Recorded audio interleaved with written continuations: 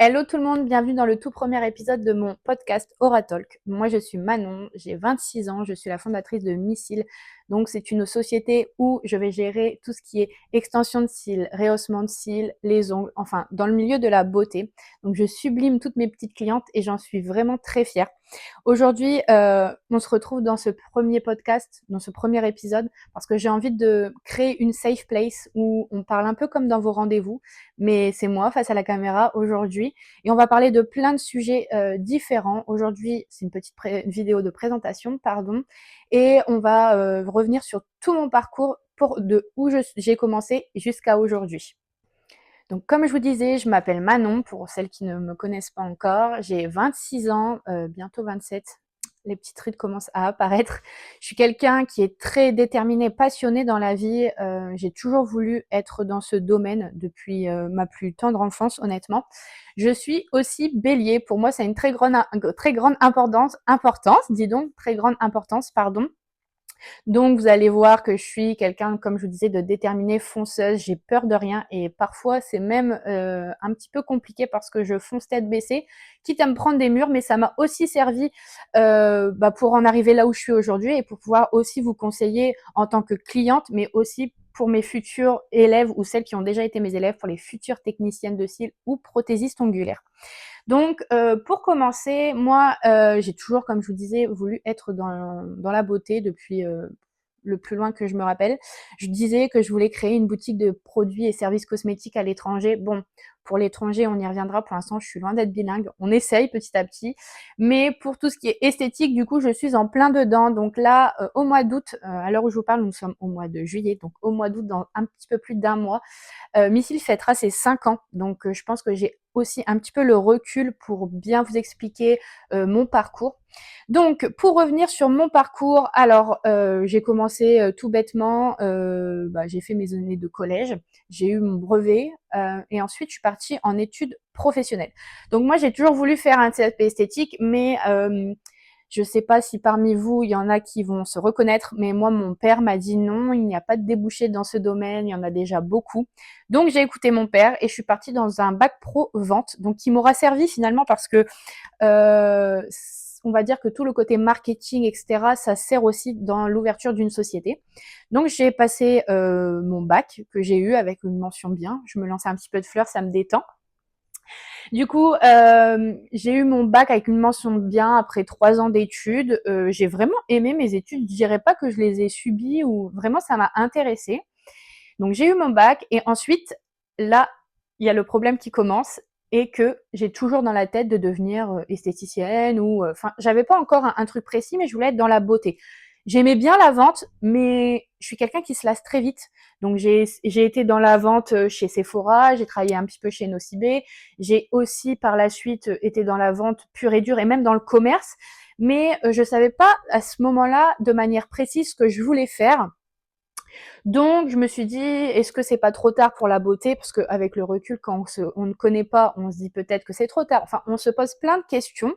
Et au final, je suis partie à l'université, donc en marketing. Et honnêtement, je vais être très très honnête avec vous. Je suis authentique avec vous comme je le suis avec mes clientes au quotidien. J'ai fait 2 mois. 2 mois en marketing, 2 mois à l'université. En fait, l'université, enfin, c'est pas comme je veux pas trop m'avancer là-dessus, mais c'est pas comme la fac. L'université, c'était très complexe. On n'avait pas tous le même niveau.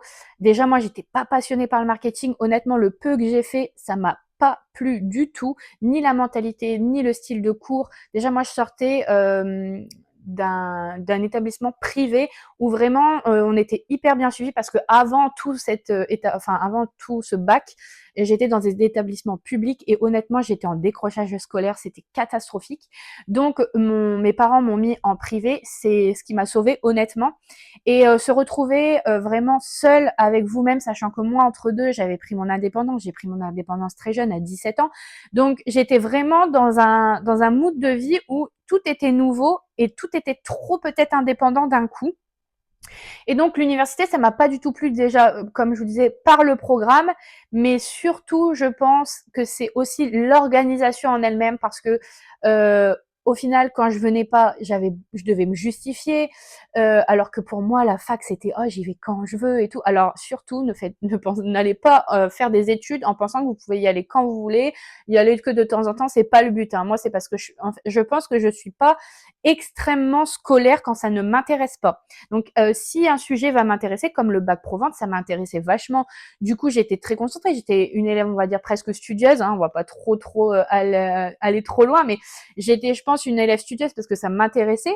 Mais le marketing, pas du tout. Et là, ça a été la descente aux enfers parce que ça ne me plaisait pas.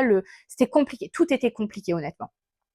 Du coup, j'ai arrêté l'université et j'ai postulé dans un BTS NRC. Donc, c'est négociation, relations clients et USAG, si je me trompe pas.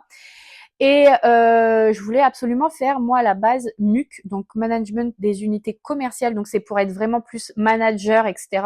Mais j'avais pas trouvé de patron, donc je m'étais rabattue sur l'université. Et honnêtement, j'ai repostulé après l'université en NRC.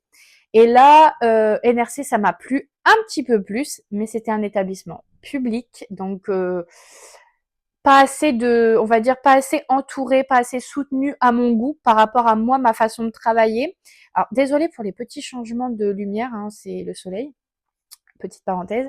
Donc, j'étais pas assez soutenue, ça me plaisait pas suffisamment pour être autonome à 100%. Puis, à côté de ça, dans ma vie personnelle, c'était des hauts, des bas, c'était très très compliqué. Si vous voulez, on reviendra sur ce sujet dans un autre épisode parce que c'est vraiment un autre sujet, l'indépendance, etc. Et donc de ce fait, j'ai fait le NRC, mais j'ai vite abandonné. J'ai eu des problèmes de santé, etc. Donc j'ai abandonné. J'ai eu, on va dire, le niveau bac plus 1, mais je n'ai pas eu le diplôme. Donc en fait, si on suit bien là, jusqu'à maintenant, j'ai le bac et le brevet. Donc j'ai continué mon indépendance, bref, j'ai travaillé, donc j'ai travaillé à McDo pour commencer. Du coup, désolée, j'ai été coupée.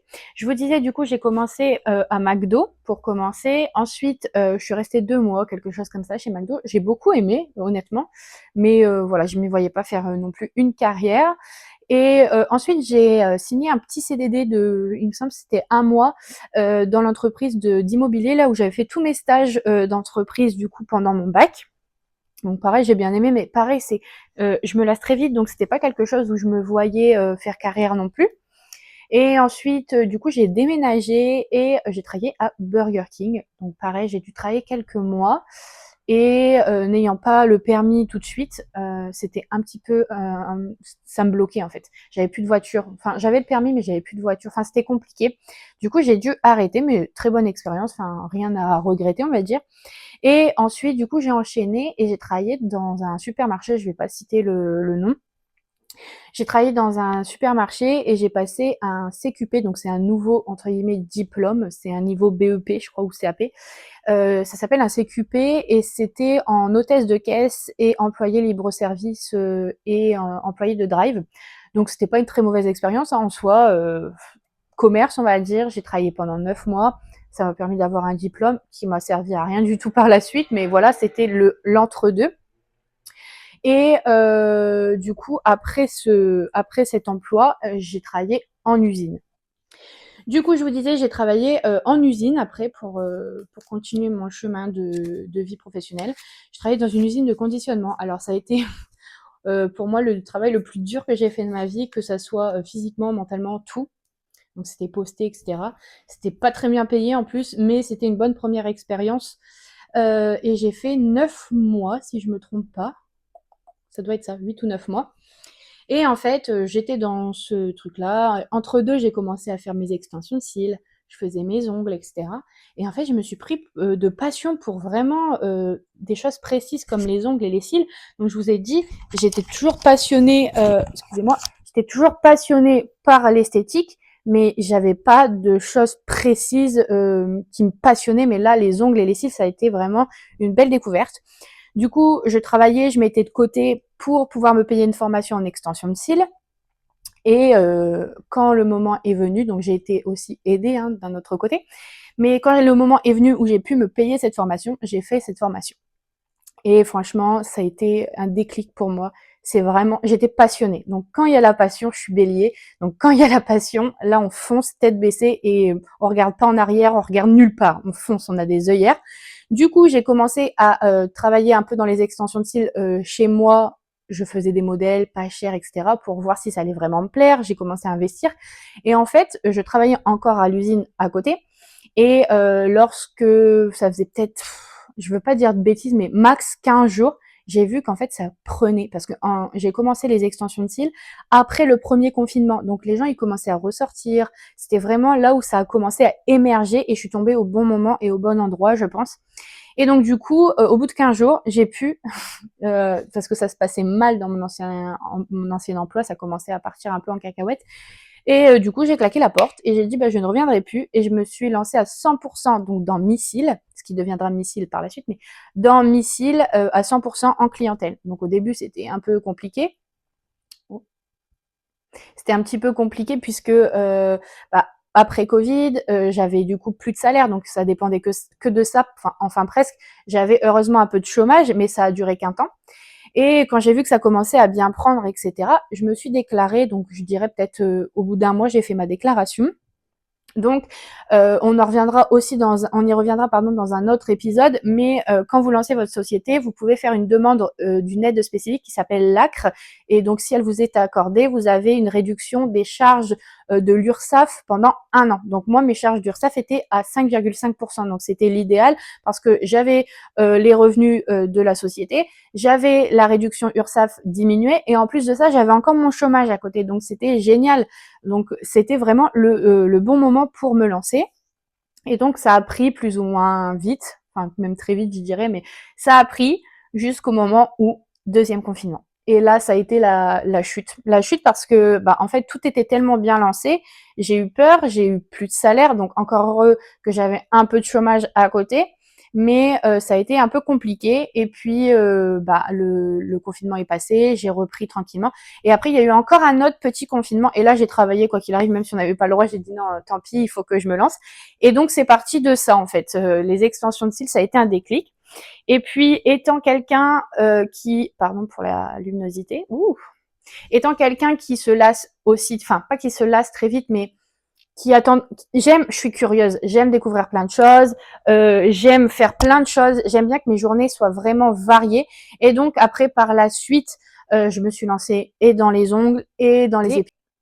Donc j'aime bien que mes journées soient variées et faire plein de choses et c'est pour ça qu'à par la suite, Missile est devenu ce que c'est aujourd'hui. Du coup, pourquoi Missile? On me le demande souvent. Alors c'est pas Mycile, mais c'est Missile s'il vous plaît. Et pourquoi Missile? Alors en fait, je cherchais plein de choses. Je voulais que ça représente M comme Manon, enfin qu'on comprenne que c'était les cils parce qu'à la base c'était uniquement les cils dès le départ. Et donc du coup, en cherchant, un jour, je dis ah mais missile. Et là, je dis mais missile, mais oui, c'est logique pour moi. Mais missile, enfin le mot missile, parce que souvent parfois on peut dire d'une femme, ah là, c'est un missile, elle est trop belle et tout. Et en fait, ça a été une logique pour moi, quelque chose de, mais oui, bien sûr, missile, ça me représente. En plus, j'ai un caractère qui est un peu explosif, donc le missile, ça explose. Enfin, logique. Donc, c'est fini par être missile. Donc pour revenir un petit peu au début de mon lancement, honnêtement, j'ai pas eu énormément de modèles, on va dire. J'avais une copine qui s'était lancée, mais qui est par la suite n'était plus mon amie. Donc j'ai eu quand même le soutien de mes proches. Enfin, j'ai pas été seule. J'ai lancé tout ça seule, mais j'ai eu beaucoup de soutien au niveau de mes proches. Donc ça, c'est déjà un gros point. En étant déjà passionnée, déjà ça aide aussi. Et aussi, comme je vous disais, mes études m'ont beaucoup aidé à lancer la société. Donc, si vous voulez par la suite un épisode sur comment lancer une société, comment avoir l'aide LACRE pour la première année, enfin tout ce genre de choses, laissez un petit commentaire et moi je ferai un épisode spécialement dessus, soit seul, soit avec des personnes que je connais dans l'entrepreneuriat. Du coup, on va parler maintenant du quotidien dans l'entrepreneuriat. C'est pareil, si vous voulez que je rentre plus en détail sur vraiment le tout début de Missile, etc., vous me le dites, je ferai un épisode, mais là, on va vraiment faire, on va dire, mon parcours et en globalité, parce que sinon, ça durerait beaucoup trop longtemps pour un épisode. Mais du coup, le quotidien de l'entrepreneuriat, alors, bien sûr, il y a plein d'avantages, mais il y a aussi des inconvénients, et ça, faut pas l'oublier. Alors, comme on me dit souvent: «Oui, mais ça va, toi, tu peux prendre des vacances quand tu veux». Alors oui, mais non. Oui, concrètement, officiellement, je peux, faire mon propre planning, je peux partir en vacances quand je veux, je peux, prendre des repos quand je veux. Alors ça oui, c'est vrai, on va pas se mentir. Mais il faut pas oublier aussi que lorsqu'on est en micro comme moi et qu'on travaille seul, s'il y a personne qui travaille, rien ne rentre. Donc ça veut dire que, admettons, je veux prendre 3 semaines de vacances en juillet, j'ai besoin de me reposer et tout. Alors, c'est OK, c'est possible. Mais il faut savoir qu'il faut mettre de l'argent de côté depuis un long moment parce que pendant 3 semaines, rien ne va rentrer. Donc les charges, par contre, le mois d'après, ils seront toujours là. Donc c'est beaucoup d'organisation.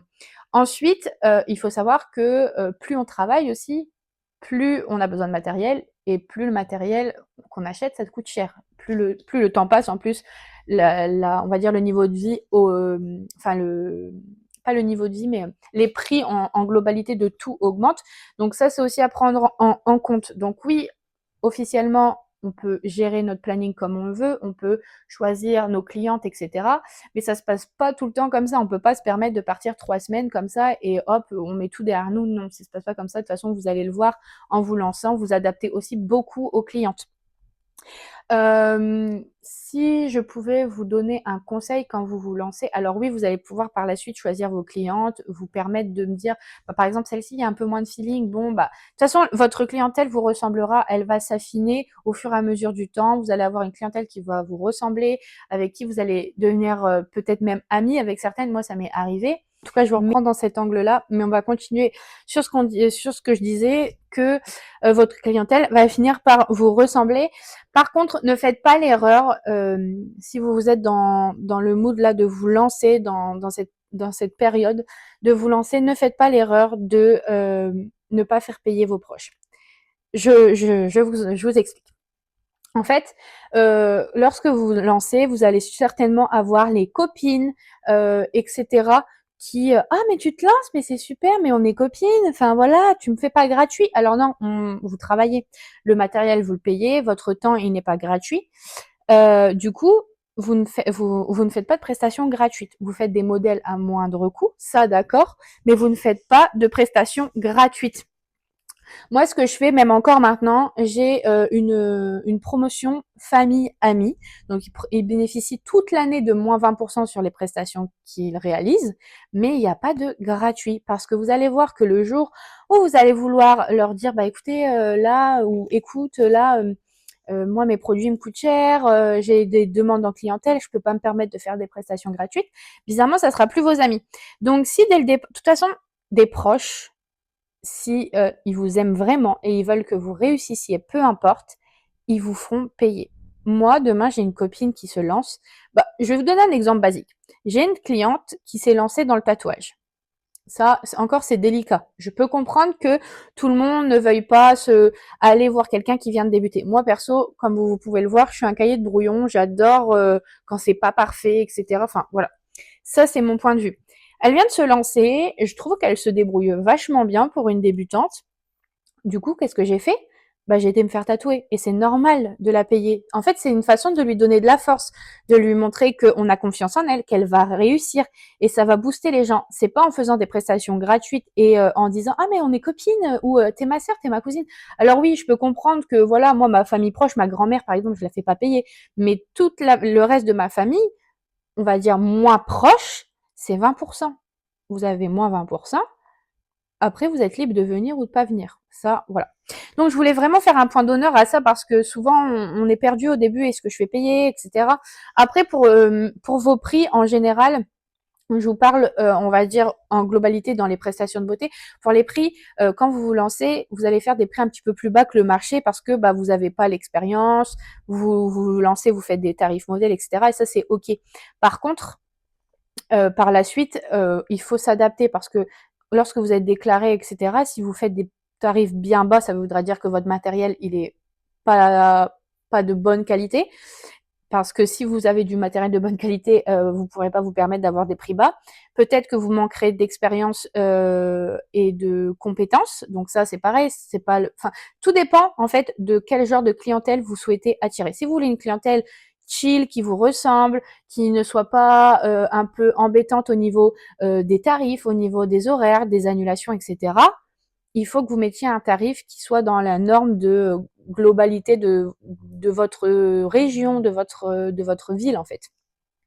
Donc au début, vous allez regarder un peu ce qui se fait partout et puis vous allez vous adapter selon aussi, par exemple, s'il y a une fille qui, ça fait 10 ans, elle fait les ongles, elle fait des trucs impeccables, elle fait payer 70 €, je dis une bêtise, hein, c'est juste un exemple, elle fait payer 70 €, vous n'allez pas vous permettre, vous, en vous lançant, de mettre à 70 €, c'est non. Et vice versa, si 10 ans après, vous savez que vos compétences, elles valent 100 €, faut pas baisser parce que on vous dit que c'est trop cher. Vous n'êtes pas trop cher. C'est juste que les gens, ils n'ont pas le budget. Voilà. C'est ce qu'il faut retenir. Ce que j'aurais aimé savoir aussi avant, c'est que tout n'est pas facile.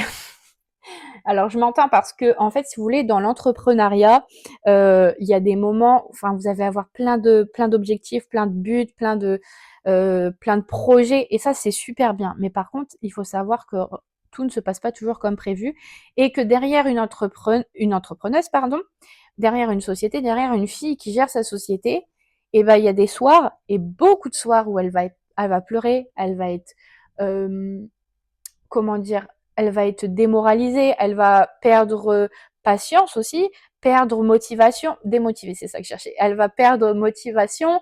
Enfin, tout n'est pas tout beau tout rose. C'est très dur aussi d'être à son compte parce qu'on doit gérer plein de choses. On est multicasquette, pardon.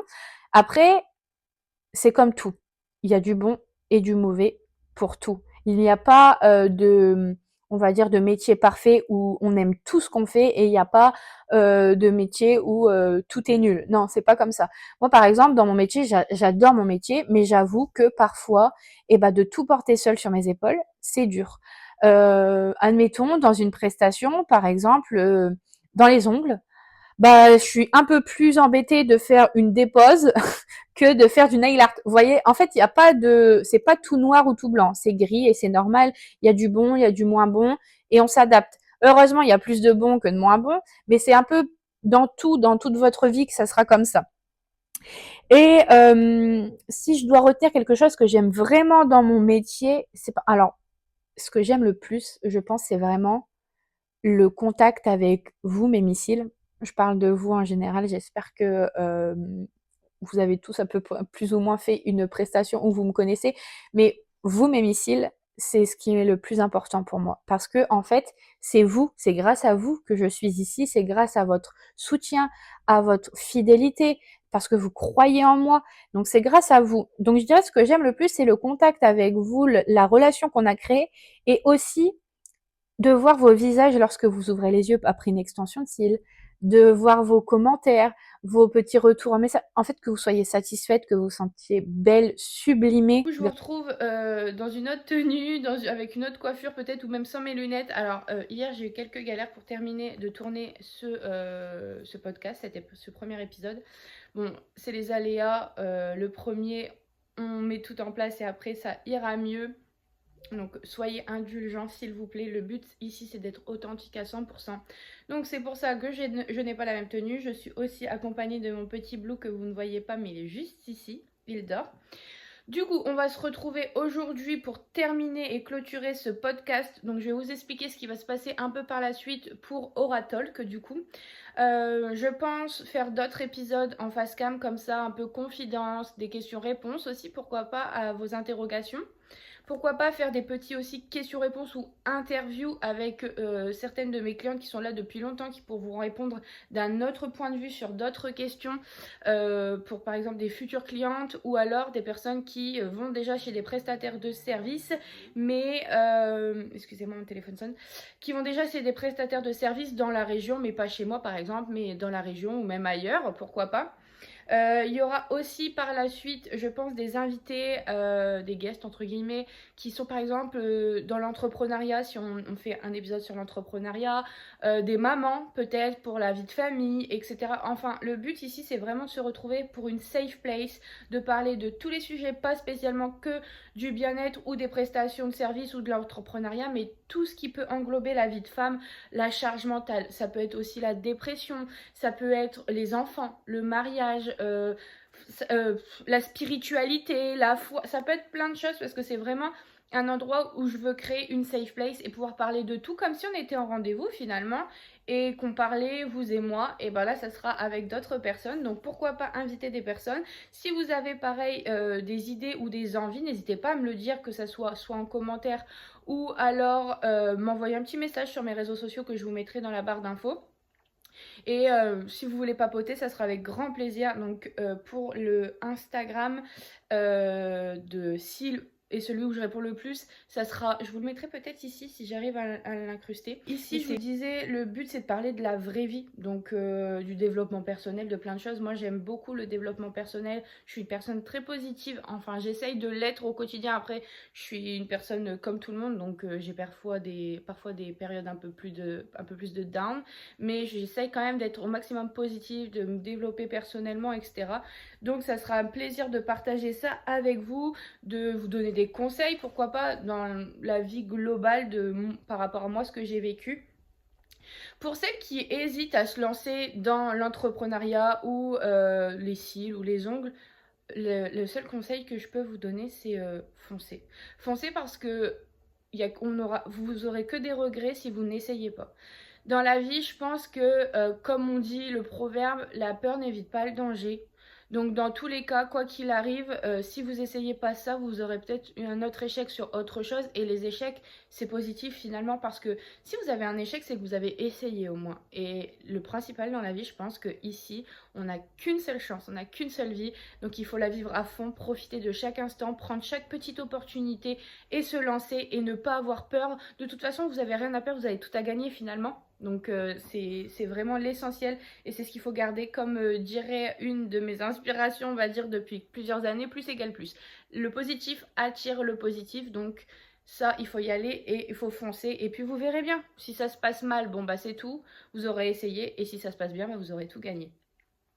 Et du coup, bah, pour terminer, si vous voulez suivre un peu les prochains épisodes de Oral Talk, pardon, je vous laisse vous abonner, commenter, partager à une amie et puis me donner un peu vos avis sur ce premier épisode, ce que vous voudriez voir, ce que je pourrais même améliorer, ce que j'ai peut-être pas dit et que j'ai oublié que vous aimeriez savoir, et pourquoi pas le prochain sujet du prochain Oral Talk du coup, et si vous voulez des invités. Je vous fais des gros bisous tout le monde, à mes missiles et à tout le monde.